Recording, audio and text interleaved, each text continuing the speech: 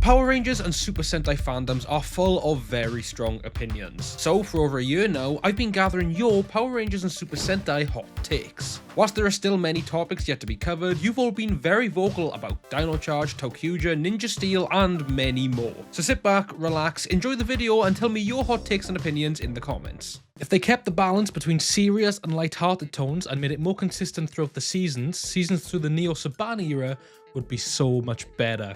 Yeah, I mean, the downfall of the Neo Saban era was just the very overly saturated, like, especially with Ninja Steel, like the humor, and they didn't really know where they stood. Sometimes you had really serious and cool episodes in the Neo Saban era. You shouldn't discredit them too much, but yeah, that's I don't know if that's a hot take. I feel like that's just a general a feeling, but definitely true. Megaforce isn't that bad. It's no godsend, but there's more to the show than most people admit. I mean, I'd be willing to agree. I did a video on the Christmas episodes recently, and the Christmas episode of that wasn't that bad.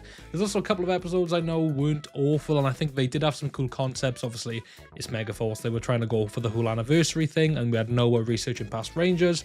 There were some good moments. Turbo was an underrated season, and Justin was an underrated Blue Ranger. All right, well, let's split this up. Turbo was an underrated season. Maybe. The second half of Turbo kind of switched up a bit.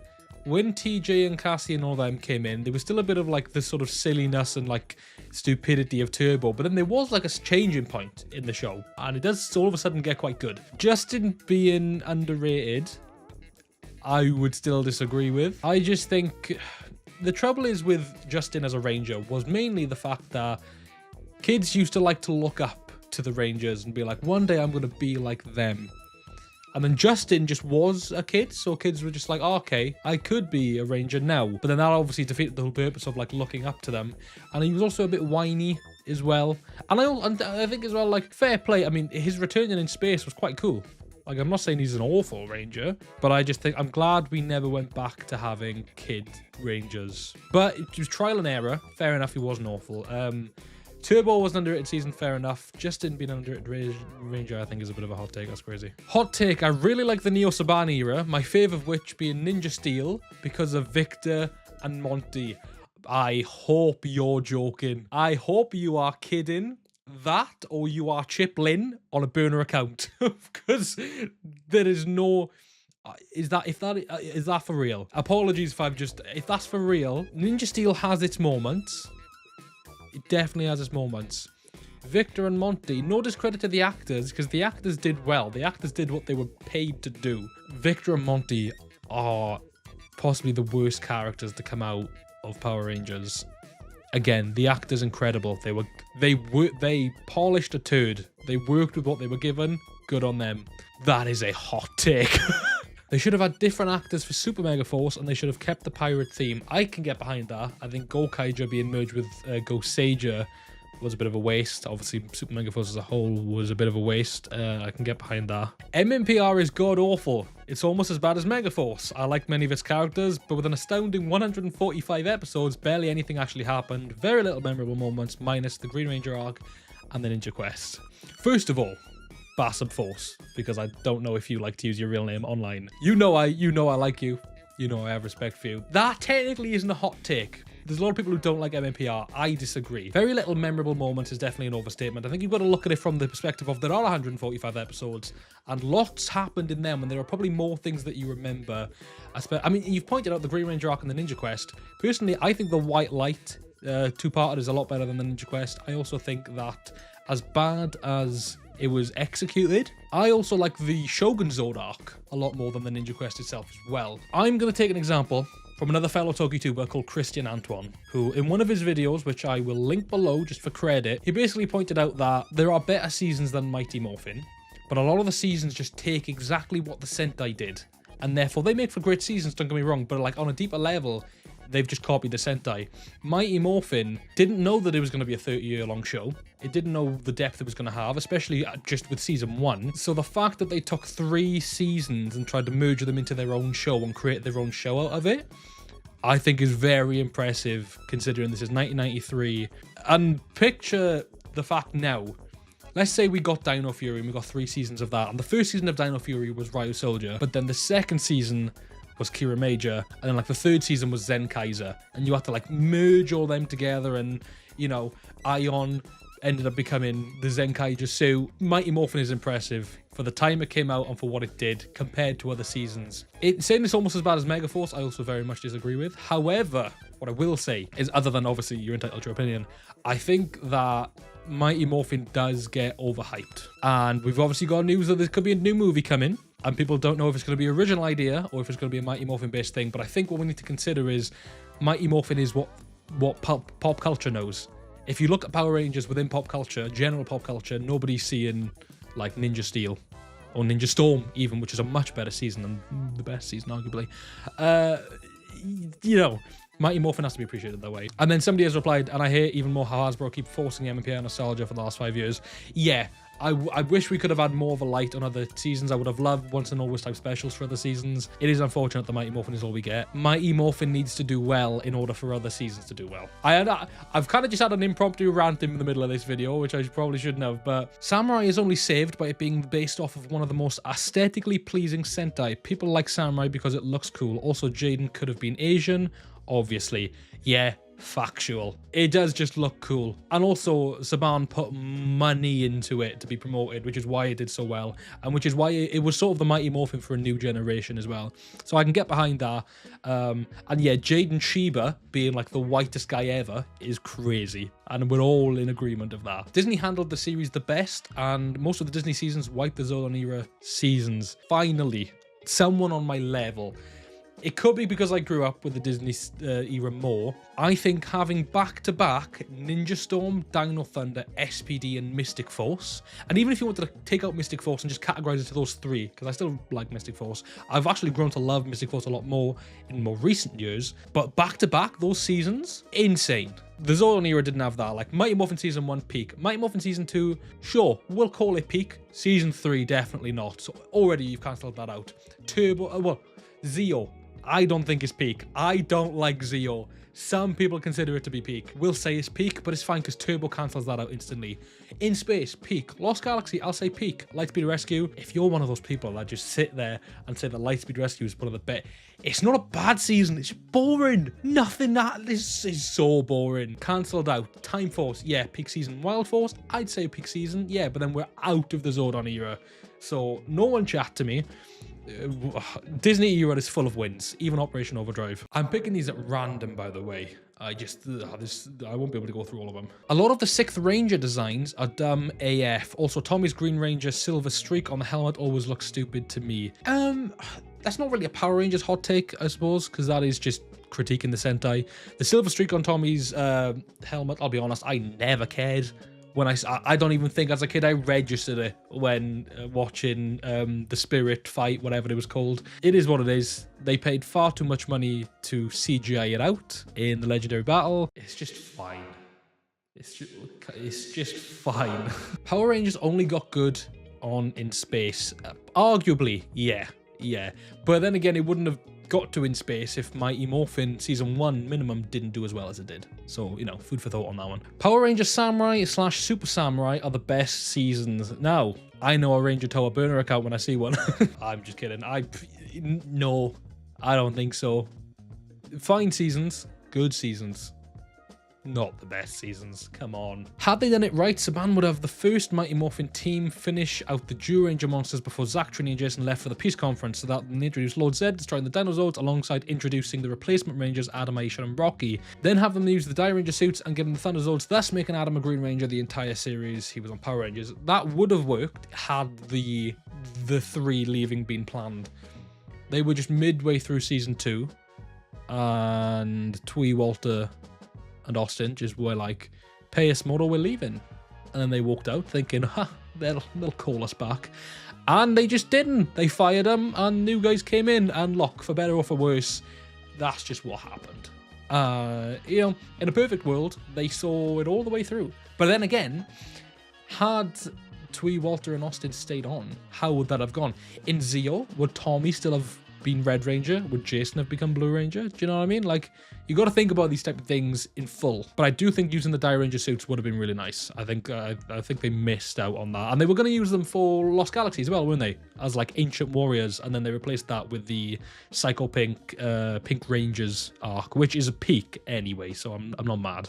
Ninja Steel was peak. You are lying. You are kidding yourself. I don't mind.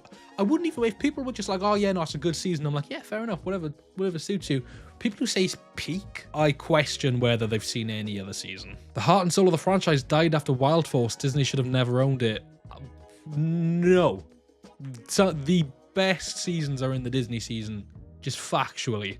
The Disney era is effing terrible, and people only like it for nostalgia. There's so many problems. Stock music, the actors can't hide their accents, unfunny humor, bad villains, talking during fights. Power Rangers should have ended at Wild Force. And all of those things, minus stock music, you could have said about the Saban era and the Neo Saban era. Like, that's not a Power Rangers Disney era specific issue to have. The Turbo movie is the best Power Rangers movie and has the best Megazord fight out of all the movies. I don't know. I'm a supporter of the 2017 film though, and I think that Megazord is still peak. Well, maybe not peak, but like, not awful by any means. I think Zeo is a bottom tier season, and that it mainly has to do with being burnt out on the cast that has been there since MMPR. Yeah, I think I can back that. Maybe not burnt out on the cast, but I just think the Zeo hype just wasn't for me. It just wasn't. Just pausing the video to say thank you to the legends that are the channel patrons, and a special thank you to our Super Dino Mode patrons, Sarah Jane, Eric Lights, and Sam James. For just £3 per month, you can get early access to videos and get your names credited in them. The link to join is in the description below.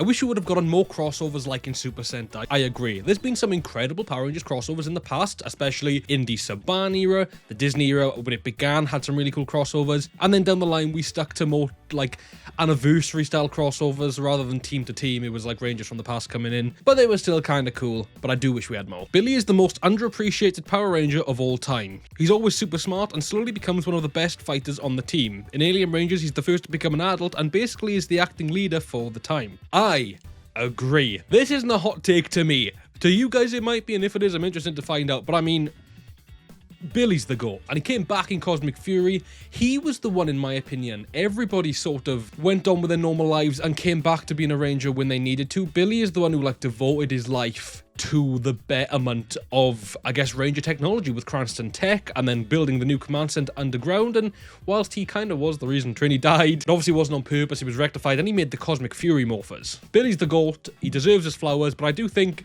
he's got his flowers, so maybe it's not a hot take that he's underappreciated. Or maybe it is, because maybe he is appreciated, and the hot take is that he's still underappreciated. I don't know. If Kyuranger would have been adapted, it should have been an anniversary season with the whole cast being former Rangers, kind of like the comics with the Solar Rangers. Ooh, okay, so I don't know. First of all, I love Kyuranger. If you can't tell that from behind me, I absolutely love Kyuranger. I would have liked there to be more Kyuranger like story involvement in Cosmic Fury. There's a great piece of art that Alex AMK did very recently, so definitely go check that out, which depicts the Cosmic Fury Rangers as Kyurangers. I think I would have loved to have seen Kyuranger as a Power Ranger season, but I don't know if I would have wanted to have been an anniversary season. I think the beauty of Kyuranger is that each Ranger is new to the season, and despite there being 12 of them, we still get to learn about them as characters from start to finish, and some get more appreciation than others for sure. Don't know whether I would have wanted it to have been an anniversary season personally. Samurai and Megaforce's themes were straight fire. I mean, kind of. They're the exact same theme, which is just like a remix of the Mighty Morphin theme. I don't know. The reason Power Rangers as an intellectual property isn't bigger is due to the ego of the executives and showrunners wanting to make it into their own thing as opposed to understanding it for what it is,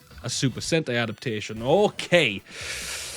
I agree that it's not a bigger property, potentially due to the ego of the executives, sure. You know, they're trying to rehash Mighty Morphin all the time. I do have a separate video coming up very soon about why it's Mighty Morphin all the time and why it does kind of work and doesn't for other people. Whether Power Rangers should just be a straight Super Sentai adaptation, I don't know. It didn't start that way. Like, it kind of did, but like Mighty Morphin isn't an adaptation of Kyuranger, Die Ranger, and Kyuranger. Very much his own show, and the shows that are direct adaptations do work. Time Force, you know, Time Force was great. Ninja Storm, Hurricane is more or less a straight adaptation, so like, I get it, but I think Power Rangers is special because it isn't a direct adaptation, and it does its own thing, and I think that's why it's special, rather than it just being an adaptation. What do you think? By the way, we do have 2 special guests that have submitted videos for this. We're going to play one now and play one later.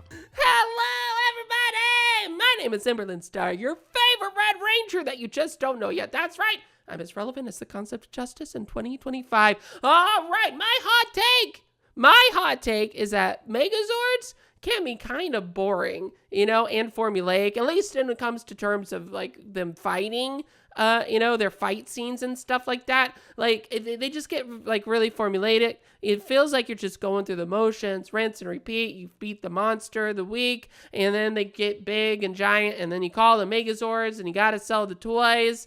I like Megazords as a concept.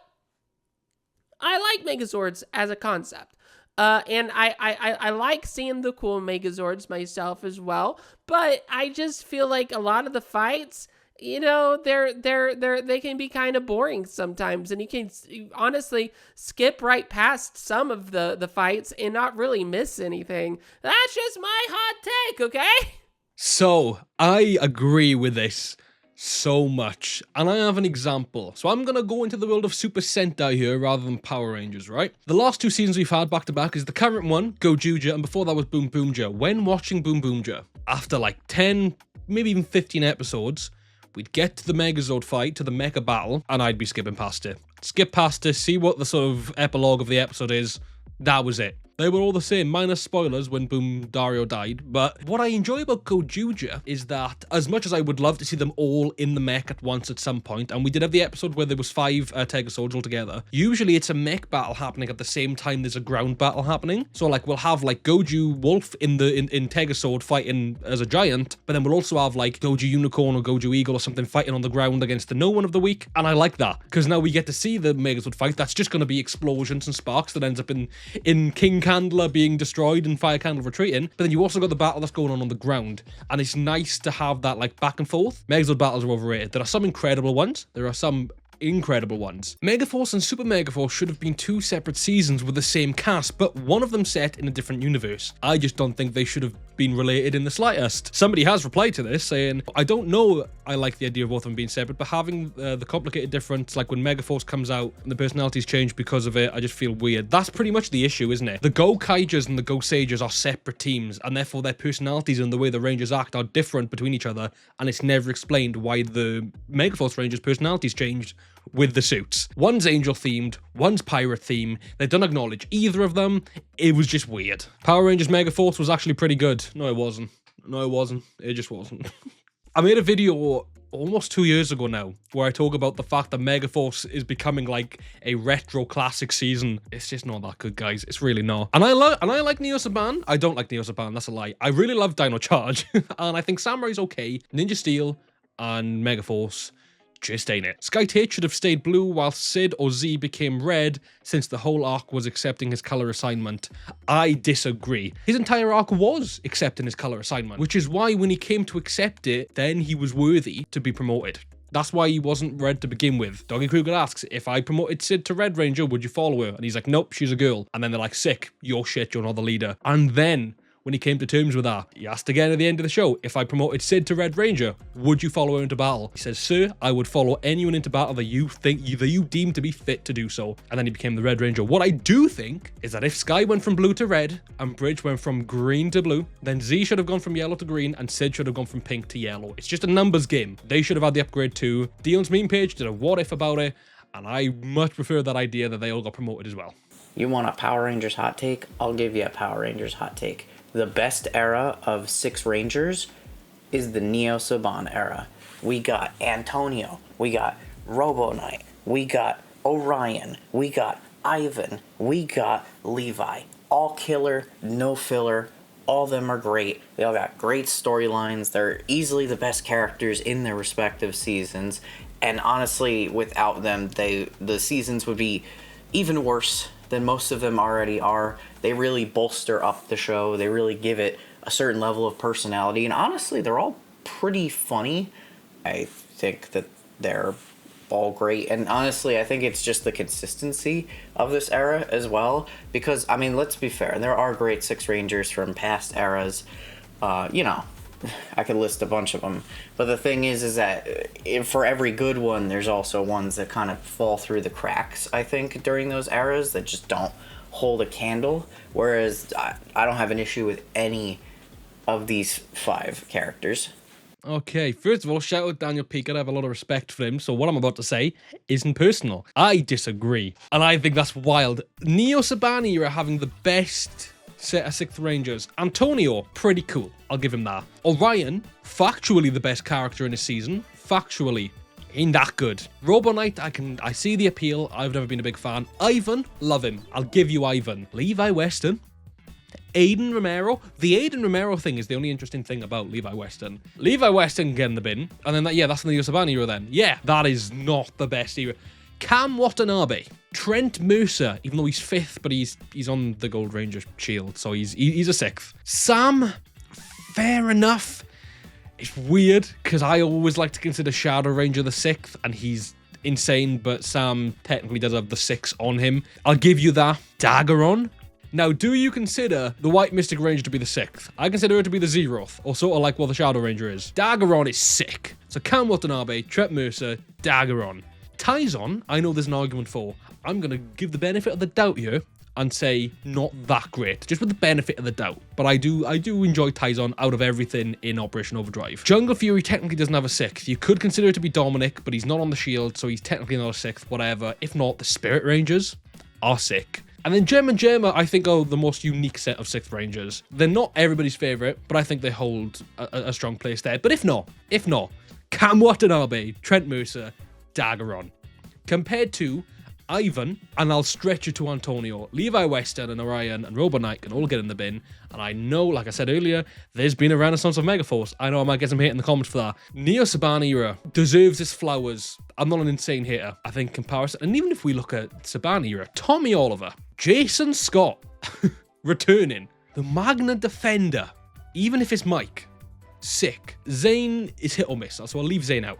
Titanium Ranger, Quantum Ranger, Luna Wolf. You don't beat that. Not with the Neo Saban era. Maybe I've ranted about this for too long. Daniel, you know I respect you. I hope you do anyway. I respect you. That's insane. That might be the closer. That's wild. Not too long ago, I put out this tweet saying, if you have anything good to say about Ninja Steel, then comment it below. 124,000 people saw it. I've picked out some of the responses, and we're just going to get them out of the way. Right at the start, Haley and Sarah were popular responses. I'm not going to show what a lot of people said about them, but just know they were popular responses. Does this moment count? Yes, no, it depends. So this is a screenshot from the cast reveal at Power Morphicon for Ninja Steel. The Dino Charge Rangers, who of course were the season before Ninja Steel, read out the names of the new cast members, introducing them one by one: yellow, white, pink, red, and when they got to blue, they handed Yoshi Sadaso the name Peter Sadaso, which is his brother. He had no idea that he was going to be a Blue Ranger. They hid that from him. There's many interviews about this exact situation. It is a very wholesome moment. It was a great thing to witness. I wasn't there, but of course, there's plenty of videos about it. But it doesn't affect the show itself. This didn't happen in show. This is something that happened behind the scenes. I wanted to include it. It's a great moment. It's one of those things that makes me think about Ninja Steel slightly more fondly, but it doesn't really affect the actual story of the show in any way.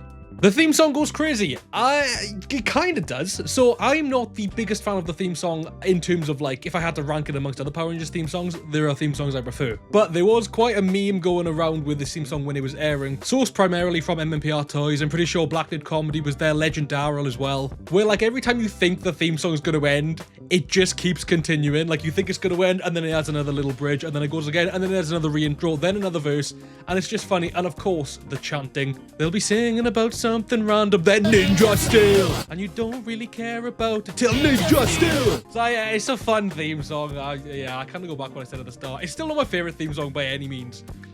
There's some fun to it. The theme song goes crazy. I feel like you put the theme song in front of a bunch of fans, they're probably going to go crazy with it. This isn't really an opinion, I suppose, but I'm just going to leave this here. No Context Power Rangers has posted this every Wednesday 4 months, maybe even a year at this point. I'm just gonna leave it there. It had an interesting concept at first, but the show falls apart as it goes on. But Dimensions in Danger was good, and the mini Dino Charge crossover. Interesting crossover, yes. Even though we had ninjas twice before in the show, we only really had one ninja season, which was of course Ninja Storm. I think the whole like father-son scenario could have worked quite well. The brother scenario between Levi and Brody could have worked really well. It was shit writing. I don't know what was going on. These two crossovers, though, are pretty decent crossovers. Dimensions in Danger is great because it's a sort of anniversary legacy crossover. There's someone from, like, each sort of era of Power Rangers in it. Characters we hadn't seen in a long time, like Kat, Rocky, Gemma from RPM. And, of course, Coda came back in this crossover as well, but then Coda also returned in the Christmas episode. Weird that they did it as a Christmas episode, where Preston goes through a portal back in time, but also through dimensions to the Dino Charge world. And we got to have a little Sadasa Brother one-on-one crossover. It was really nice. Which I suppose kind of takes us to that first point of the Sadasa Brothers like meeting up at the Power Morphicon as well, because it kind of did thread into the story a little bit. I mean, there's I'm pretty sure a video out there where Brennan Mahia talks about how they want to do an entire Dino Charge crossover, but one by one they could only bring certain characters back, certain actors, and then eventually they just said, let's bring back Yoshi so we can have that Sadasa Brother moment. So yeah, I'll admit, the crossovers are pretty fun in that show. The suits. Fair enough. I actually really like the Ninja suits. I think they're great. I don't know where they'd rank on my all-time suits. Maybe one day I should do a ranking of all the suits, but they're pretty slick. I love the ninja aesthetic as it is. They have what Ninja Storm has going for them with the sort of like bare arms. Like they have their color of the suit, but then their arms are like black or silver in, you know, each respective instance. But I do like the helmets as well. I think the sort of ninja star shape on their visors. I don't know how sort of popular that is amongst other people, because obviously Ninja Steel is just Ninja, and I know Ninja is a very dogged on season as well. But I do like the suits, I gotta admit. Not a massive fan of the weapons. The Frog Blaster is kind of cute. It's just a weird weapon though. Love Mechanic, yeah. The best part about Ninja Steel, by far, Mechanic. And it's seconded. And spoiler alert, it's thirded and fourth and fifth. I didn't use all of the Mechanic examples. After years of playing side characters and Monster of the Week's villains, Kelson Henderson finally got to be a Power Ranger. He looks great in the red, and obviously that was then brought into Cosmic Fury as well, which I loved. Mechanic is definitely the best part of Ninja Steel. Hands down. My opinion. But yeah, he just is. Nothing at all. Felt like a throwaway season, barely did anything ninja based, and at all the show sucked. The season as a whole sucked ass completely. I'm sorry, both Sentai and this season, both bad. Didn't quite get the idea of the tweet, but I respect it. As it's in this video, they can't always be winners. I liked Madame Odious. I really didn't mind Madame Odious at all. Are there better villains in Power Rangers? Yes, but Madame Odious was one of the standouts, I suppose. And if I'm not wrong, she was the last one they defeated? I'm pretty sure they defeated Galvanax and then Odious. I could be so wrong. I've not seen Ninja Steel. I watched Ninja Steel once when it was airing. It's been what? 2018? 6-7 years? It's been a long time. The concept of Galaxy Warriors is great. Dimensions in Danger were cool, and that's all I got. That's fair enough. We've obviously had the Dimensions in Danger topic already, but concept of Galaxy Warriors, I agree. So if anybody doesn't know, there was an intergalactic game show called Galaxy Warriors where villains or monsters would fight each other. And it was just a cool little concept. I just wish they went further with it. Like, how cool would it have been if at one point, like, a Mighty Morphin Alien Ranger, just to get a Kyuranger suit and they were fighting, or like somebody from SPD or something recognizable from SPD was in it. Do you know what I mean? This is a galactic TV show, game show. If I'm correct, you can look at some of the audience shots and see some villains from past seasons in the audience, which is quite cool. But I don't know, I do think there was a cool concept. They just didn't quite manage to like pin what could have made it cooler, I guess. Haley and Calvin's relationship is kind of cute. Brody is a rather good Red Ranger, plus Mick is also cool. I didn't mind Haley and Calvin's relationship. I think it was strange because like they played them off as this perfect couple.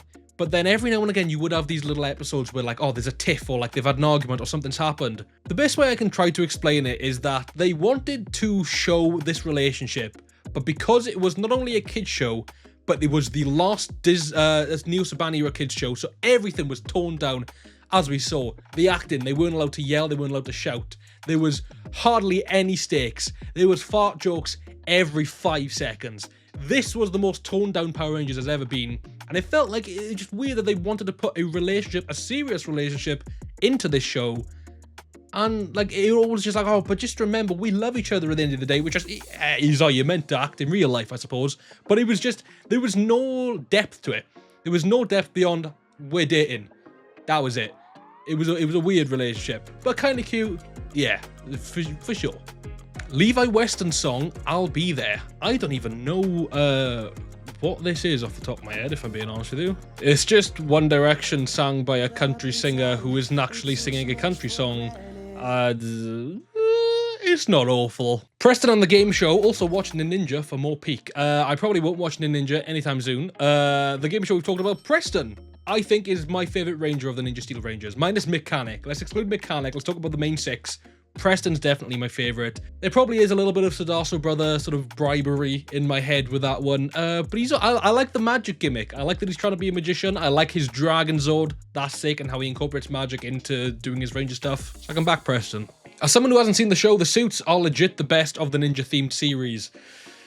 Assuming we're including Kyuranger, and let's talk Mighty Morphin cloth suits as well. Yes? I don't know if I like them more than Ninja Storm. They're really nice suits, though. I do really like the Ninja Steel suits. I know we've talked on that already. We have another Mick. I just thought this was funny, because they wrote Mike first. Didn't even delete it. Shout out, Darts Game. And then, this is what everybody's been telling me is the best part. So I thought, I'll show a photo, but in their ranger suits. I'm not letting any of you gremlins get what you want. Resha Sentai ToQger is arguably one of the most controversial Sentai seasons out there, both for what it did in Super Sentai and also by the fact that it didn't get adapted into Power Rangers. I asked you guys for your ToQger hot takes and you didn't disappoint. Even though Chiplin said it couldn't be adapted due to trains not being a good theme for Power Rangers because Americans generally don't use trains, they could easily have been adapted if they just changed the location of the series from generic California to a city like New York City. It would make for a fresh adaptation of Power Rangers, and I don't know about you, I see a ton of kids playing with trains more than dinosaurs, especially in the mid to late 2010s. So I definitely don't disagree with all of this. I think the trains argument for not being as popular is a little bit weak. I do know a lot of people who enjoy trains, and even though I don't necessarily enjoy trains myself, I still really like ToQger. As for changing the city that it's based in, like I understand most seasons are pretty much based in California, I don't think setting it in New York would have worked for 2 reasons. One, I don't think they're going to be able to film New York from New Zealand personally, but then also, it was never about where the show was set, it was more about where the people were watching, and if people were watching from places where trains exist, like in the UK with trains everywhere, then yeah, sure. But I don't think changing the location of the show would have made a difference. But I kind of get the argument, and believe me, this is not the only argument as to why it could have been Power Rangers or why it couldn't have been. Most of the shadow towns fully consumed by darkness were too easy to free. I kind of agree. I mean, they had to defeat the monster that was holding it sort of captive, didn't they, for each one? It's been about 8-9 months since I finished my ToQger watch, so I don't remember everything in detail. But if I'm correct, they just had to defeat the monster that was in the town to release it from the sort of shadow curse. And when this arc started, they did really go into detail on each shadow town, but eventually they started speedrunning. They just kind of went through the ones that weren't as important, and then every now and again there'd be one that was pivotal to the story. So I guess they were kind of too easy due to the fact that he was just defeating a monster, but also every Sentai episode is more or less just defeating a monster. So if anything, I think they did a really cool spin on something that was quite generic, but I can see where you're coming from. Peak, I like trains. Wait. The intro / OP slaps. I love the music in ToQger. The intro specifically, absolute cinema. Go for it! And then right at the end when they're like,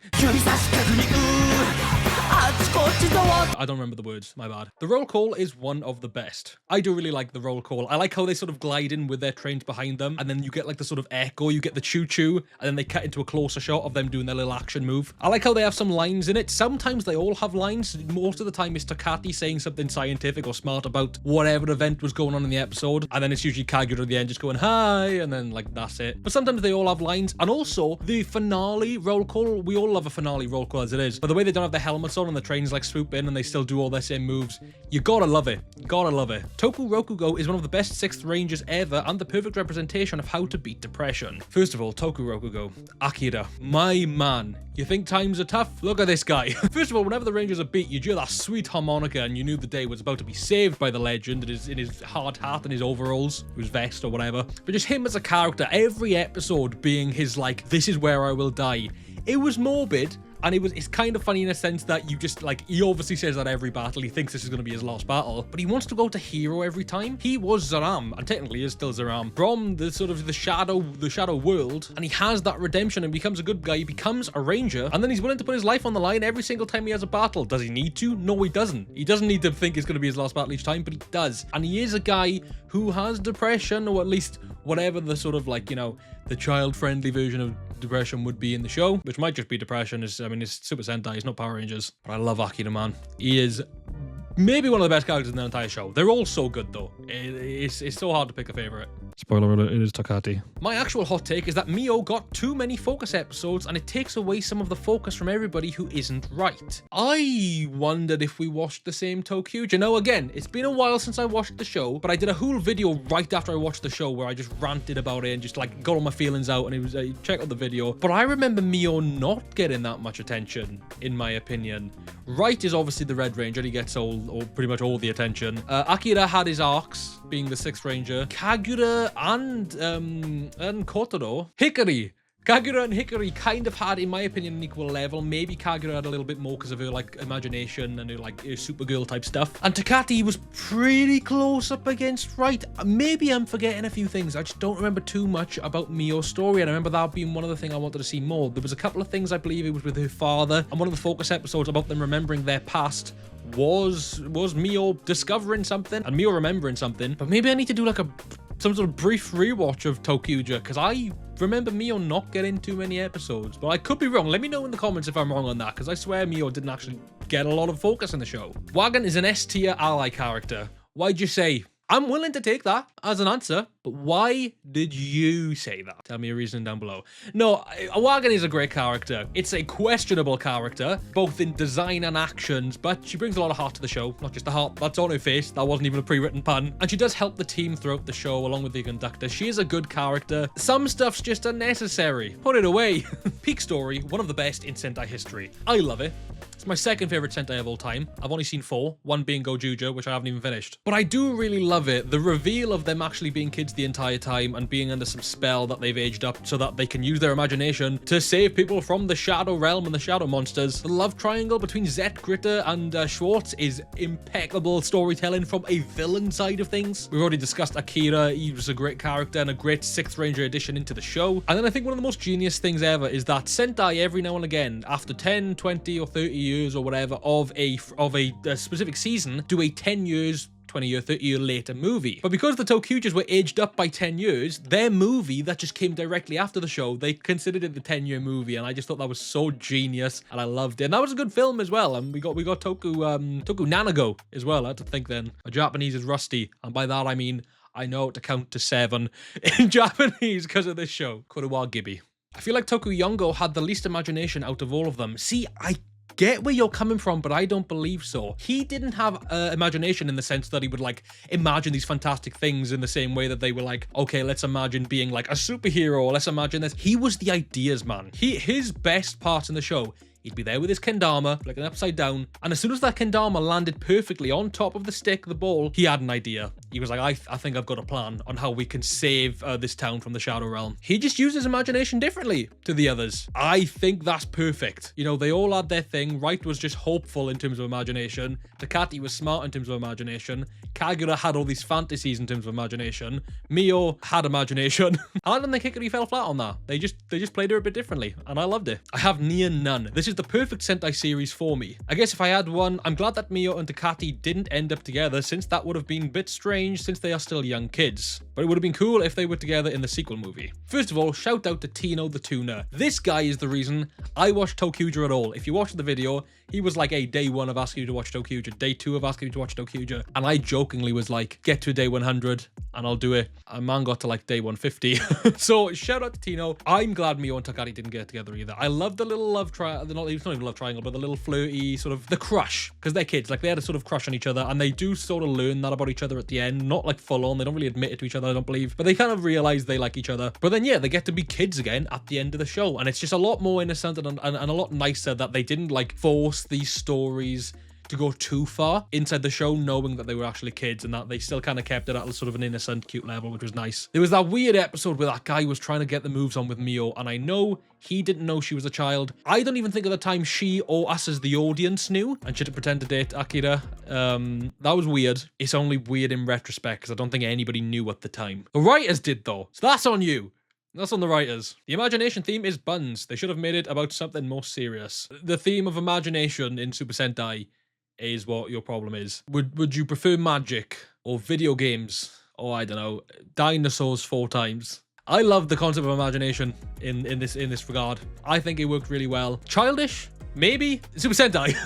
How can you adapt that to Power Rangers, especially when you have a train Zord that sticks out between the Megazord's legs? This is the one that comes up all the time. That happened. Before I even continue, everybody says like, they couldn't adapt it because of that one Megazord, that Megazord function. It happens in one episode. It's episode 3. That's the only time in the entire show. With all the mechas we got ToQger, Diesel, we get the Hyper. One time that happens. And I can see why people who haven't watched the show would see that image and go, yeah, that's why they didn't adapt it. I get it. It is a good image. It is an insane scene. That might be the thumbnail of the video actually. But it happens in one scene. That's not the reason why they didn't adapt it into Power Rangers. If it was, then it's stupid. The creators clearly didn't watch past more than episode 3. But no, it happened once. We're all good. We're in the clear. Hypothetical should have been first. They said Wright was the one with the most imagination, but Kagura used her imagination the most out of everyone. I agree. First of all, criminal use of the Hyper with Kagura.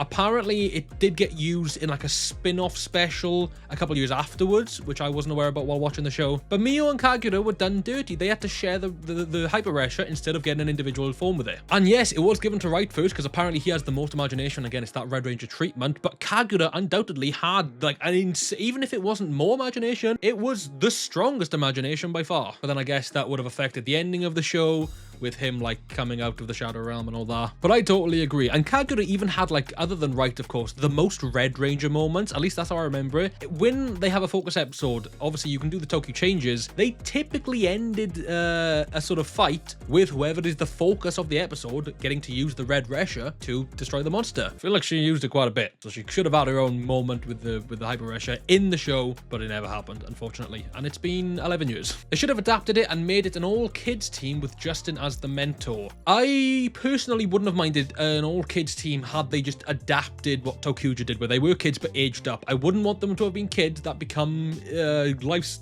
grown-up heroes. That's the biggest thing I hated about Justin.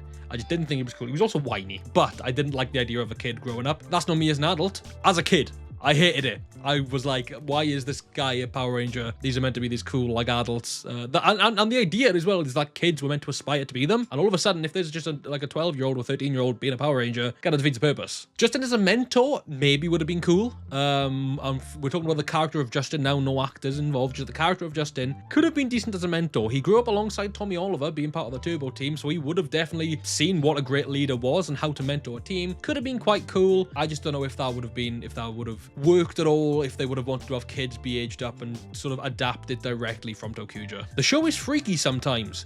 Define. Scary? Scary freaky? Spooky? That type of freaky? Or are we talking about Wagon again? Rail Riders is better. Zenith Films Media or Zenith Films Media. Shout out, guys, if you haven't checked out Power Rangers Rail Riders, Zenith Films Media did a direct adaptation from ToQger into a Power Rangers show. They've also done it ToQger with Power Rangers Beast Hunters. Go check it out. I may be a voice in Beast Hunters. Maybe you can spot me.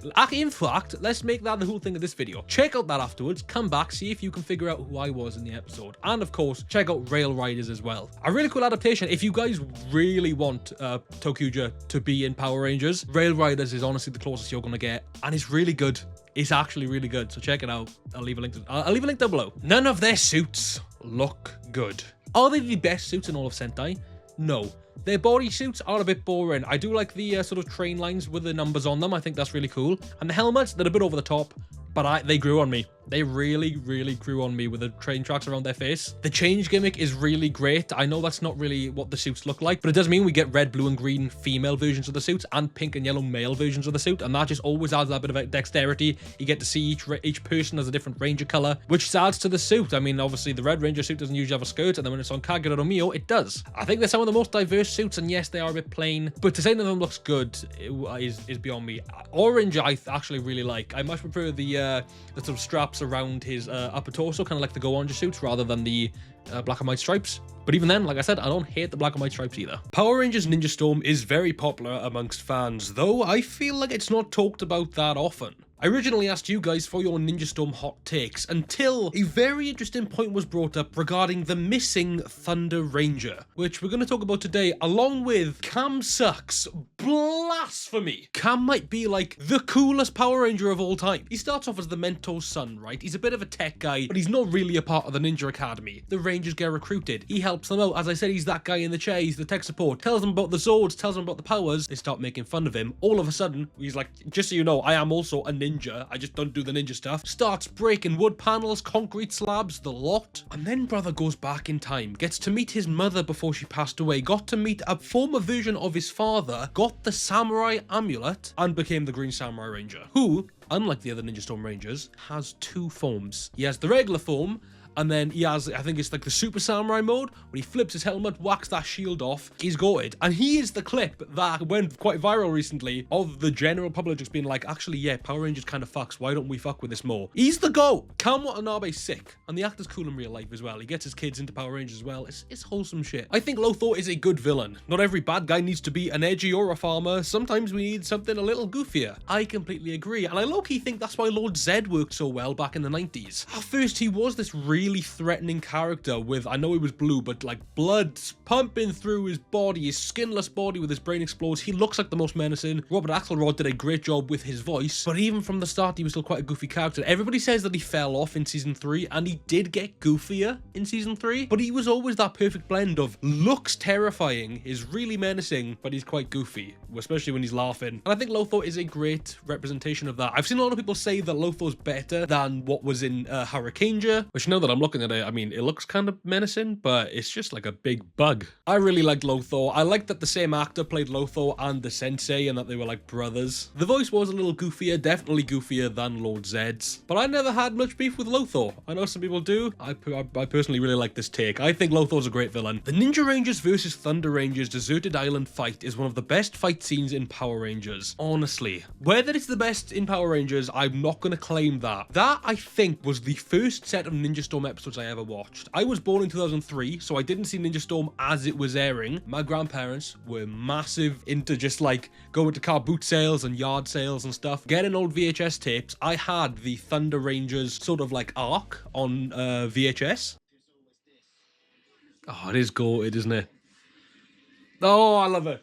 I love it. One of the best helmets and weapons. So the Ninja Storm suits I've always loved. I mean, I've got a little Dustin here for reference. He's not in the best shape, and technically this is like a bike form. He's not meant to have those shoulder pads. But the Ninja Storm helmets have always been such a standout to me, mainly for the fact that their mouthpiece and visors can retract, and instead of taking their helmets off, they can just reveal their faces, which is a great addition. I love the sort of silver arms, and in Tori's case, the silver legs as well. It's actually one of my favorite parts of the Ninja Steel suits as well. I love that sort of ninja aesthetic to it, and the fact we have the primary colors for the main body pieces with the silver arms. Even the suits themselves, like even though it's quite basic with just having a white logo in their center and obviously gold for the Thunder Rangers, which even the Thunder Rangers are sick. Their helmets are goated, and the black lower halves of their bodies I love, but it's one of the most goated suits ever. There's a video I did with Alpha Kings 123, and I don't know if that video is out at the time of releasing this video, but I won't spoil it. All I'll say is there was a ranking involved, Ninja Storm was involved somewhere. Maybe you can see where I'm coming from. Check that video out. As for the weapons, I don't know if I think they're the best weapons. They are sick though. Shane's Hawk Blaster, fire. Tori's like dolphin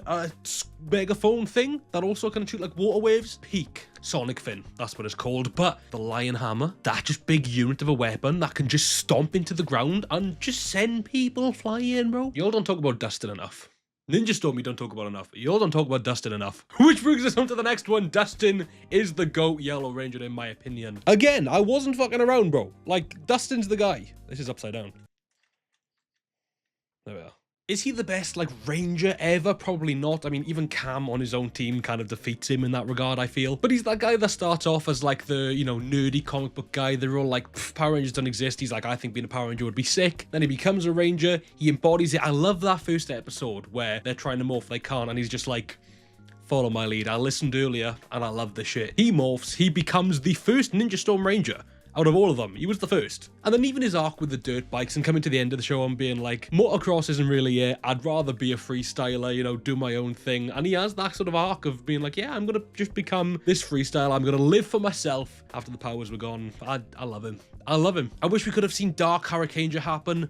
Me too. Dark Kyuranger, if you don't know, is a black Ninja Storm Ranger, essentially. I don't know too much about the lore of it, but I do know it was the red Kyuranger that became the Dark Kyuranger, and ToQger did such a sick version of it with, like, some red trim on it. It would have been great to see this in the show, even if it was for an anniversary film later on, but seeing a rendition of Hurricane Dark would have been cool in this show. Well, in fairness, I said they missed a beat. I don't even think it was in Kyuranger that it happened. I believe it was in a movie later on, which again, Ninja Storm didn't do. So, I get it. Ninja Steel might have been a good opportunity. The fact they did no ninja crossover in that is bizarre, but weirdly did like 2 Dino-ish crossovers was wild. Ninja Storm being a part of the main timeline makes me scratch my head. The Power Rangers are a comic book when, in the next season, they're teaming up with Tommy. So if you guys need context on that, Dustin at the start of episode 1 is saying stuff about Power Rangers, and Tori and Shane are like, those are comic books. And then of course they become Power Rangers. Then the series later, even though they don't interact with any Power Rangers, any other Power Rangers rather, in that season, they're crossing over with Dino Thunder, which of course includes Tommy, which means Power Rangers did exist before them, and there's no dimension hopping at play. And this is mainly due to the fact, at least to my own understanding, that Disney's first season was Ninja Storm. So in theory, they could have retconned it at that point. It might have been a plan for this to have been the first set of Power Rangers in a new universe initially, because if you don't know, the original plans were for something called Power Rangers Hexagon, which would have had Jason and Tommy in that series training new Rangers. My best guess is that this was originally meant to be a new timeline. Obviously by the next season, they changed that. But that is kind of why Dustin says that. I think my headcanon to why he says it in the real world is because he would have been at ninja training for a big portion of his life. So back during like Time Force, Wild Force, even further back, Lightspeed Lost Galaxy, even back to Mighty Morphin, maybe Dustin was in some early form of ninja training and was shielded from the world and didn't know Power Rangers actually existed. Or at least for Tori and Shane, maybe Dustin did. I don't think there is any hot takes for this team. I've just read a few, but I like the idea though. I like the concept that maybe they're just a solid team. Thunder Rangers have too much aura, makes the others look bad. Adam knows. Adam gets it. The Thunder Rangers are so peak. Which brings us on to the reason that I wanted to make this video. This comment here. The fact that there is no yellow Thunder Ranger is actually crazy. An older or younger sister would have been amazing for the boys. More of a problem with the Sentai, but they already made Titanium Ranger, so it could have been done. I completely agree. Having 2 evil Rangers that were forms of red and blue makes it especially weird that there is no yellow adjacent Ranger. And as the commenter just said, technically yes, it was a Super Sentai problem, not a Power Rangers problem, but considering we had the Titanium Ranger, which was exclusive to Power Rangers, and later down the line they went out of their way to make the Spirit Rangers, feels like a wasted opportunity that they didn't make a 3rd yellow Thunder Ranger. And sure, Crimson isn't exactly red and Navy isn't exactly blue, but maybe you could have had a gold or orange Ranger in that replacement part. But lucky for us, Super Sentai eventually agreed with this. In 2013, Toei released Hikonin Sentai Akiba Ranger, which translates into the unofficial Sentai, despite it very much being made officially by the same people who make Super Sentai. Anyway, in episode 7 of season 2, a bad guy named Su Shogun creates a yellow Gao Ranger, aka a Thunder Ranger, out of resentment for the lack thereof. He was a huge fan of the fact they were evil counterparts to the Hurricanegers, but hated the fact that the Go Rangers joined the good guys eventually. And not only did he make a model of this, but the powers actually came to be, done by Harizuken, who became Tento Ranger. Despite this suit only showing up for 1 episode, it actually gets quite a lot of screen time and really isn't a bad depiction of what a 3rd Go Ranger would look like. Go Ranger. I think I said Go Ranger last time. It's not one of these guys. Or is it Gower Ranger? Gower Ranger.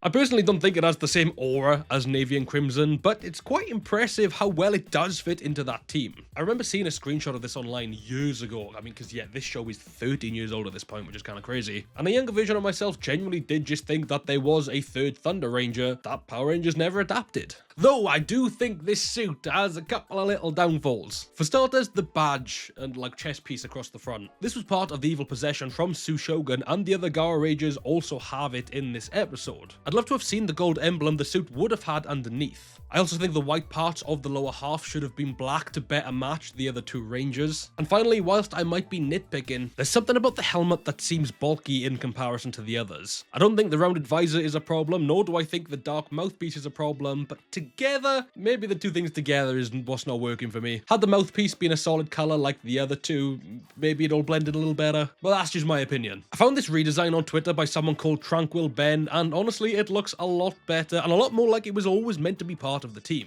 And actually, the funniest part about this episode of Kyuranger is that the Power Rangers actually do switch sides again back to the Hurricanegers, and then they just end up fighting the Tenko Ranger completely solo. She puts up a decent fight, and honestly, like I said earlier, the episode does give the suit enough screen time, but ultimately, they're defeated by the Kyurangers. But yeah, there's your third Yellow Thunder Ranger, at least the closest you're ever going to get to a third Yellow Thunder Ranger. What if...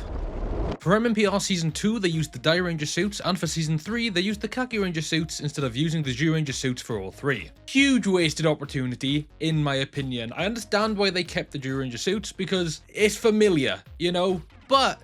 one, this was the opportunity for more toy sales, and we know they love them. That's why they changed the Zords, that's why we got the Alien Rangers. I mean, it was also because they needed more footage to work with, but they made new toys out of the Zords. They could have made more toys out of the suits as well. Of course, they used the White Ranger suit for Tommy Oliver. That was from Dai Ranger, and they did use the Kyuranger suits for the Alien Rangers later on. But I think another reason is maybe the color coordination. I mean, Kimberly would still be pink, Billy would still be blue, Trini would still be yellow, Jason would still be red, but then Zach would have had to have been green, whilst Tommy was still green, or was green before, and I know he eventually becomes white, but he doesn't become white immediately. And if they just made Tommy green again, then Zach would have had to go away for a bit, and then maybe he could have come back as the White Ranger, or maybe they could have sent Billy off earlier like they did in Zeo and had him come back as the White Ranger. I think had there been a black Dai Ranger suit, maybe it would have been easier for them. But the Zyuranger suits do look cool, and I guess it kept that familiarity for the show for the 3 seasons, even though they did eventually go with the Zeo suits later on. What if Devon was the Triassic Ranger, or if Dino Thunder had an original Ranger like Lightspeed Rescue and Jungle Fury? So this kind of comes from something that was actually gonna happen in Dino Thunder, where before they got all of the footage over from Aber Ranger, the showrunners thought that the Triassic Ranger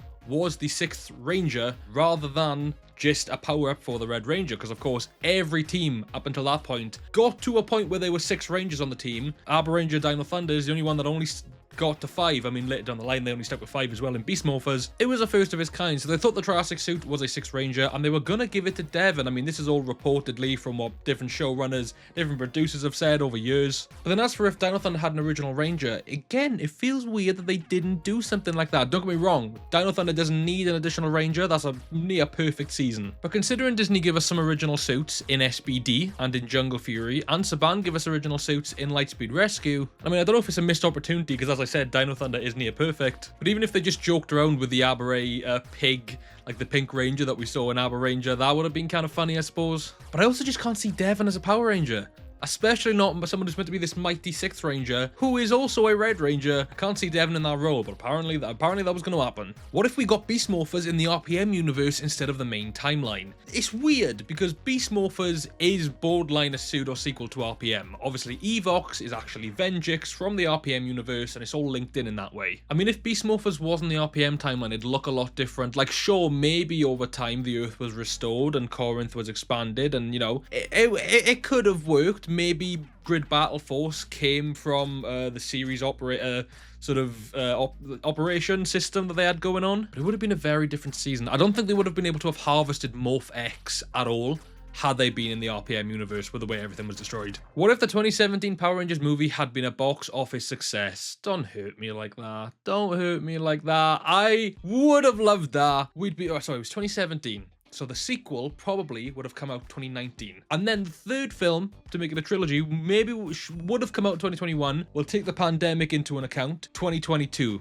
Okay? Now the 2 years after that, we would have got the 4th film, 2024. We'd currently be looking forward to the 5th film in this series if they were really going to do 7. Maybe the 4th if they took a bit longer with it. You might have had some spin-off series. I always thought it would have been a cool idea to introduce Tommy in the 2nd film, then have a Green Ranger series separately, like a 6-episode series to go into Tommy a bit more before he is good again and joins the team. We were robbed because people like that film. People actually like that film. People who aren't fans of Power Rangers watched it afterwards on Netflix and on TV, and people enjoy it. But here we are.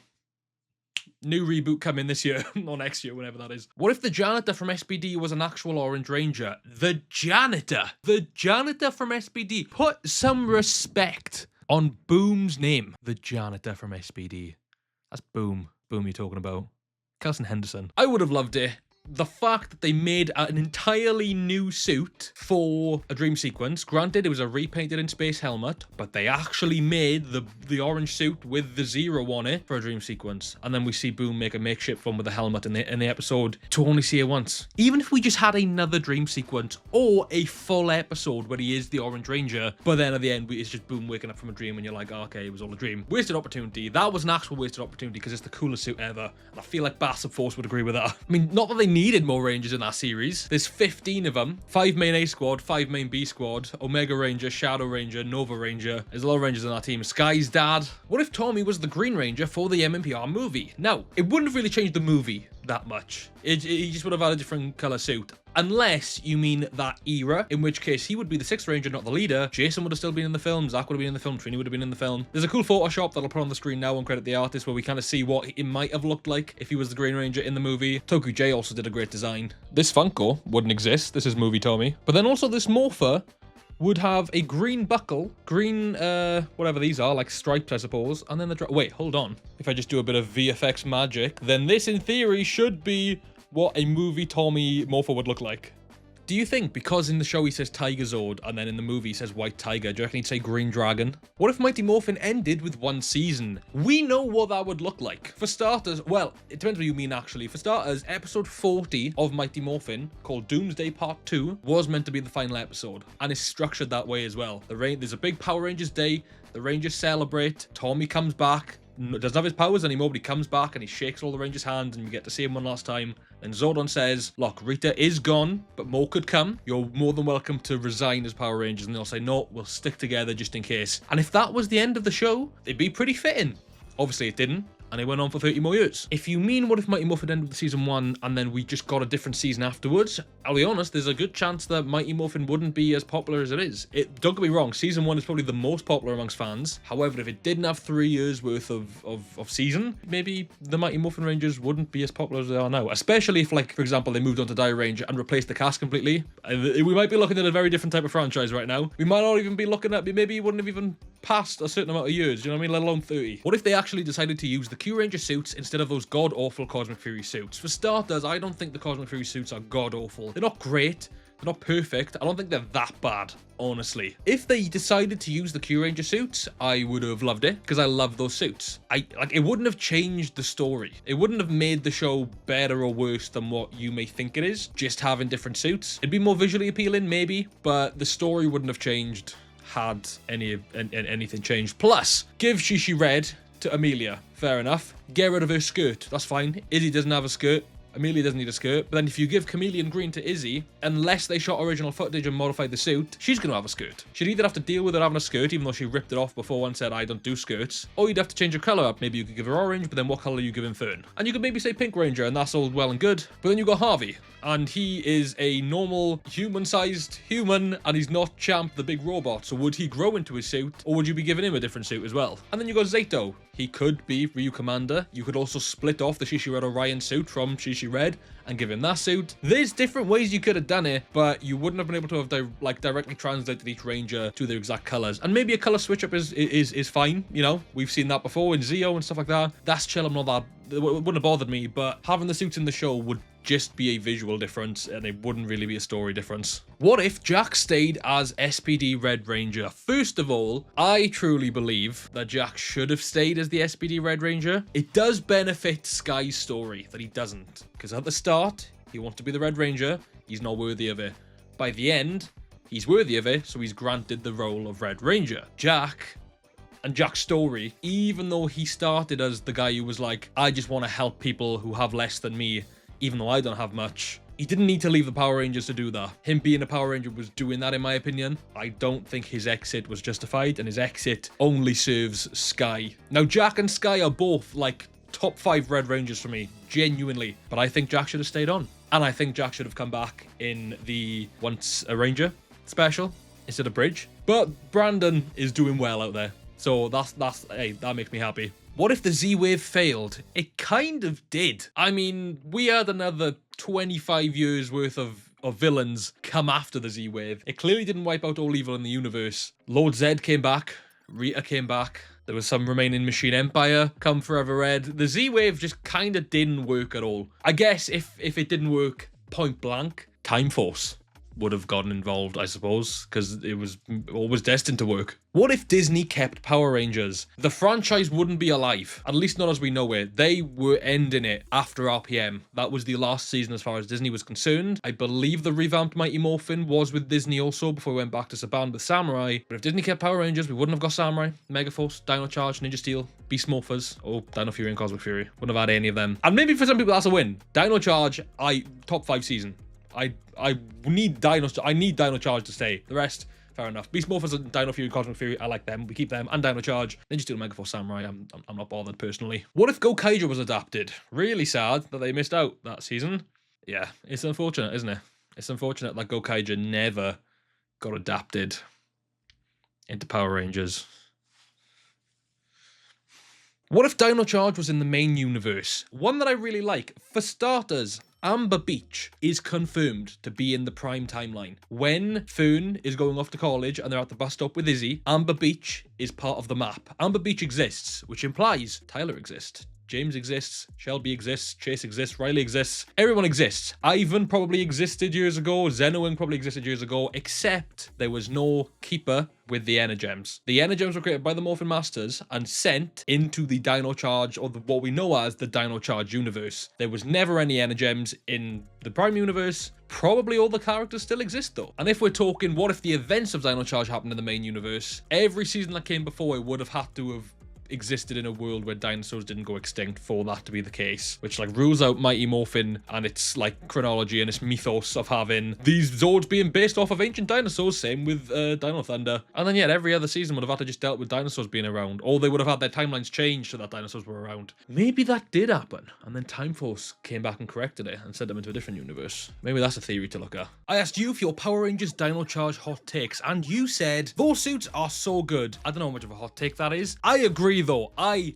love the Dino Charge suits. Admittedly, the Dark Ranger is my favorite of those Dino Charge suits, but I love the yellow on their chest, at least for the first 5. It's typically gold for the others. I mean, the Gold Ranger himself is the most different looking to all of them, especially with his blue, silver, and black chest piece. But I love it with 11 Rangers. They're still all so unique, even in their shapes of their helmets and the dinosaur teeth around their visors. These suits are peak, honestly. The other 5 didn't get enough screen time, at least I imagine that means screen time. I kind of agree. So the team started with 5 Rangers, red, pink, blue, black, and green. But then we got our gold 6th Ranger, and he actually got quite a lot of screen time with the rest of them. I will give him that. Then there was the Graphite Ranger, which showed up every now and again. We had 2 Purple Rangers, but Miss Morgan ended up being the main Purple Ranger, who again only really existed in Power Rangers Dino Supercharge because she became the Purple Ranger at the end of Dino Charge Season 1. Then the Aqua Ranger maybe had like 4 episodes under his belt, and the Silver Ranger had even less. I mean, the Dark Ranger only had like 2 episodes in Cosmic Fury, but that's a completely different story. Like, I definitely agree to that the back half of the team definitely had less screen time than the main team, but they were always auxiliary rangers. Like, it was cool to see them all unite towards the end of the show, but the main 5 were the people that we saw for the most of Dino Charge Season 1. The others didn't come till later down the line. It's the best Neo Saban era Power Rangers. Samurai, I know it's loved by fans. It was never really for me. I like it. It was never really for me. Megaforce, Super Megaforce, I'm not a fan at all. Ninja Steel, minus a select few episodes, I really don't like Ninja Steel either. It is the show that brought me back to Power Rangers. I fell off of Power Rangers around Jungle Fury as a kid. Saw that Samurai was happening and I was like, oh, this is kind of cool. Caught a bit of Megaforce, especially with the legendary battle and stuff. Dino Charge is the first series that actually brought me back to the show. It came out in 2016, so I want to say I was 13 at the time. 12 becoming 13. It was a lot of fun. It was a return to formula, especially after the legendary battle. It was nice that they did a sort of sub-reset, so it's just like, we're not going to mention all of this old stuff. Obviously, later down the line, it ended up being its own universe anyway, but it was a nice reset. It was a relatively grounded story for at least Dino Charge. Dino Supercharge obviously started doing time travel stuff, and I mean, you can't really call it grounded, I suppose, when there's aliens and, like, a caveman and a knight and, you know, all that stuff. But they weren't trying to reference old seasons and say, oh, do you remember this thing? And do you remember this? And let's do this that's never been done before. No, it was just a nice Power Ranger season. And it just dunks on every other Neo Saban season, I'm sorry. It has the best color lineup. I mean, you can't really go wrong with it. It has every color, minus yellow. It starts with red, pink, green, blue, and black. Then we get gold, then we get graphite, which is essentially gray. Then there's purple, then there's aqua, then there's silver, then there's navy, essentially, the Dark Ranger. It covers all grounds, more or less. Peak, absolute peak. Finally, someone speaking my language. I'm watching Kyuranger. I've never seen Dino Charge. Then why are we commenting on a Dino Charge post? This isn't about Kyuranger. They're different shows. They use the same footage, but they're different shows. This has also been spelled Kyuranger rather than Kyuranger, so technically that's nine or so, because Kyoryu is Dino, so, or at least Dino, and then Q is 9, Kyuranger, 9 or so? Heckle should have been the Dark Ranger in the show. I agree. I think Heckle becoming the Dark Ranger actually in Dino Charge would have been wonderful. However, they didn't do that. So the comic books adapted it, and then later down the line, Cosmic Fury adapted it, and I'm here for that, personally. And we also had some, like, iterations of it, because he became the keeper of the Dark Energem at the end of the show, so they definitely sort of set it up in a way. But then in the comic book, we had the full Death Ryuja suit with the red striped helmet, and then in Cosmic Fury, it was the Death Ryuja body with the Kyoryu Navy helmet, and I don't know, like, I feel like that's a very unique, like, that is not the Death Ryuja or Kyoryu Navy, that is the Dark Ranger. I really like that that's how it played out. Would it have been cool to see the 11 Dino Charge Rangers lined up together? Yes, we did get the 10. If we added Heckle to that, it would have been great. And I think it made Cosmic Fury all that bit better, having Heckle return as the Dark Ranger in that. The only thing I'm not too fond of is the Boomerang Morpher. The Boomerang weapon is fun, but I would have loved to have seen that, like, dark blue Gabba Revolver Dino Charge Morpher. That would have been sick. It's better than several of the original Saban seasons. I'm gonna do this based off of my preference, because I do like Dino Charge. Would I pick Dino Charge over Mighty Morphin? Probably not. That's probably just nostalgia. Would I pick Dino Charge over Zeo? Yeah. And I'd pick it over Turbo. I wouldn't pick it over In Space. I wouldn't pick it over Lost Galaxy. I would pick it over Lightspeed, but I wouldn't pick it over Time Force or Wild Force. Maybe I would. Maybe I would pick it over Wild Force. But I have a lot of love for all of these shows anyway, so I don't know. It's literally the best Neo Saban season. Like, who let them lock in? I know we kind of answered this, but I just found this comment afterwards, and I thought it was funny. Who let them lock in? It is a good Neo Saban season, isn't it? It's a good season, hands down. Best Dino Ranger team.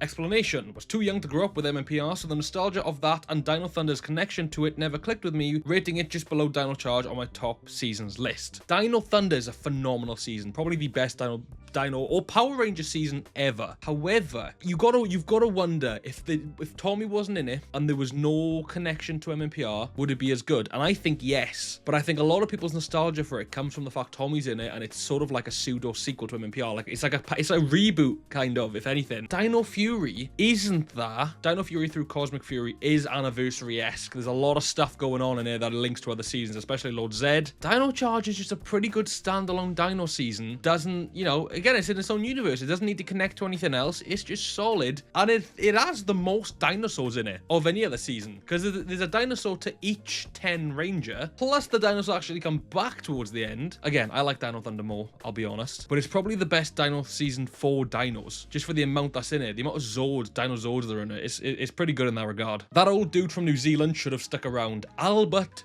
Smith. What a goated character, and what a goated thing for Power Rangers to do. They were searching for the Energems, and they found that the purple Energem was somewhere in New Zealand. Obviously, Power Rangers is filmed in New Zealand, but it takes place usually in California, so they fly to New Zealand in the show to find the purple Energem, and they find the Purple Ranger. And it's just an old man, a lovely little old man called Albert Smith. And he found the Purple Energem and essentially became Spider-Man. He gained the powers and thought, if I have these powers, it's my responsibility to use them. And he used to like deal with petty crime. There'd be like people stealing bikes, people pickpocketing, stealing from stores. And he'd rock up and he'd be like this superhero of New Zealand. Obviously the Rangers find him. He fights alongside them a little bit. He's a bit scared of the actual monsters that he's seeing. But then towards the end of the episodes, or the 2 parts or however long it was, he gains the courage, he fights with them, and then gives the Energem back to Keeper.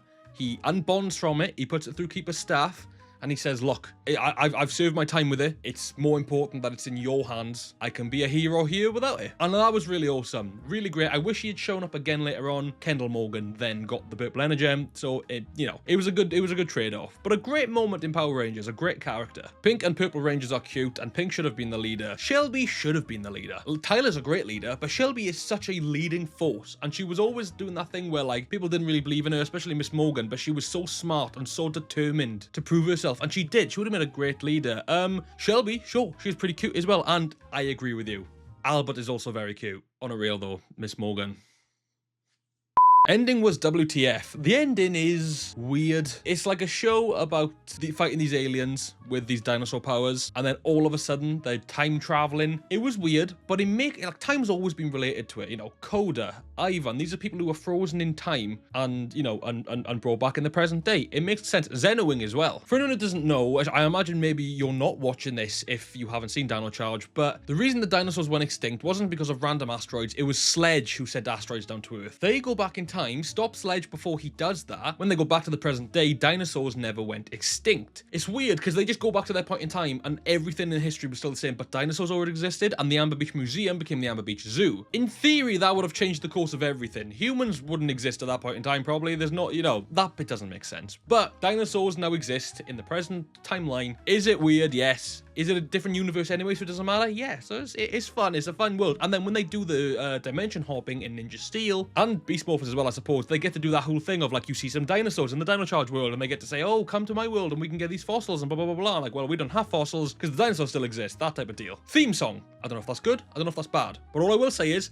I love the theme song. Especially after 4 years of the same theme song. Samurai, Super Samurai, Megaforce, Super Megaforce, essentially the same theme song.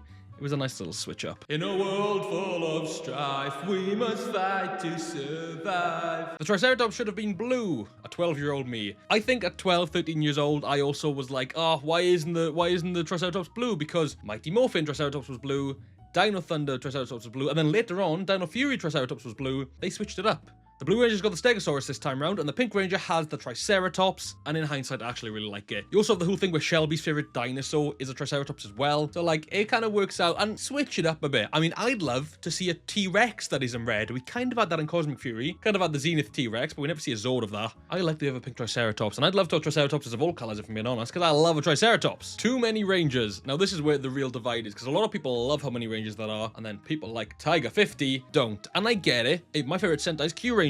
There are 12 Rangers in there. Dino Charge only has 10 in the main show and then 11 when you get to the Dark Ranger down the line. It's really just about pacing and characters, because like somebody mentioned earlier, the first 5 to even 6 Rangers get the most character development in the entire show. The other 5 to 4 don't really get that much, and it's like they all kind of still have their place in the show. Sometimes it is hard to follow all of these characters. Sometimes it's hard to give each character enough story. So in a sense, yeah, I suppose too many Rangers. However, they only really did it once. It was a fun thing to see, and seeing all 10 of them lined up at the end, like that's a true army. Do you know what I mean? The Energems aren't really necessary to the story. I guess they're not really necessary, but they were fun because Energems were Power Rangers exclusive. There weren't any Energems in Kyuranger. They only had the Braves, the batteries. This is an Energem that I actually got from James Davies himself, the Black Dino Charge Ranger. And essentially, these are the sources of the team's powers. These are what the Energems are. The Morphin Masters made them, sent them into the universe, keeper them, entrusted them to dinosaurs, so their DNA bonded with dinosaurs. The dinosaurs passed away. And then, when the Rangers got the Energems, years later, I mean, you know, a decent amount of years later, they gained their Power Ranger powers, but then also had the powers of the dinosaurs that they originally bonded with as well. Obviously, this person mentions that they were in fact necessary to the ending of the story. That's because all 10 Energems became a time portal, and that's how they went back in time. But like, overall, necessary? No, but like, a cool feature. And it comes with like, they wear them as necklaces, so they have them around their necks, and I really like it. It's a fun trinket for the show to have. It's something that Power Rangers gets as an exclusive. As I said, it didn't happen in Kyuranger. It just adds an extra layer to the depth of the story. Do you know what I mean? Also, if Energems didn't exist, then I wouldn't have the biggest long form video on my channel. So thank you, Power Rangers, for making them exist. Kyuranger is better. We touched on this earlier. Why is it always a competition? I've never understood it. Power Rangers is adapted from most Sentai seasons. Sometimes they replicate the season story for story. Sometimes they switch it up. I feel like Dino Charge switched it up. It doesn't matter if you think Kyuranger better. That was never a question I asked. That was never a question most people ask. If somebody says which is better, Kyuranger and Dino Charge, you say Kyuranger. That is more of an, you're entitled to that opinion. I'd argue that a lot of the Sentai seasons are probably better than what Power Rangers did, especially towards the back end of, Power Rangers run. Why does Kyuranger need to be better than Power Rangers? And this is nothing against this commenter specifically. I see it a lot of, there's a lot of it. I just picked this one randomly. Power Rangers doesn't need to be better or worse than Sentai. Sentai doesn't need to be better or worse than Power Rangers. They're different shows that just adapt from each other, and the sooner people realize that, I think the happier we'll all be in the Toku space. Snide and Heckle is the best villain in the Neo Saban era, and the only good villain in that era. Only good villain in that era? I don't know. I also quite like Sledge, which is also from the show. However, I really liked them. They were there from the start of Dino Charge, but he was seen as like this really menacing villain that shouldn't be, let out. In his human form, he's Heckle, like a steampunk attire, and in his monster form, he is Snide, and it's actually kind of Zeltrax Maximus. If you remember Goldar Maximus from the Beast Morphers crossover, he looked a bit like Goldar, but a bit updated with this weird thing in his chest. And Snide kind of looks like Zeltrax, but updated with the same thing in his chest. That is because in the Go Busters Kyuranger crossover, they brought back that show's equivalent of Goldar and that show's equivalent of Zeltrax and created the upgraded versions, which is why Snide also returned in the Beast Morphers crossover, because he was in the original footage, because he's technically Zeltrax Maximus, and I love that. The fact that we took something which was kind of from Dino Thunder, I know it technically wasn't, but that's what the reference was meant to be. Love to see it. The great costumes on both human and villain form. Great storyline. Obviously, Heckle's redemption is fantastic. I guess separated by the end of the show, and Heckle and Snide actually fight with each other. It's great to see. And then, of course, I've mentioned it so many times, but then Heckle becomes the Dark Ranger is peak. Thank you so much for watching Volume 1, I guess, of Power Ranger and Super Sentai hot takes. Let me know your hot takes in the comments, and if you've made it this far in the video, comment the words flaming hot down below so I know who made it to the end and who didn't.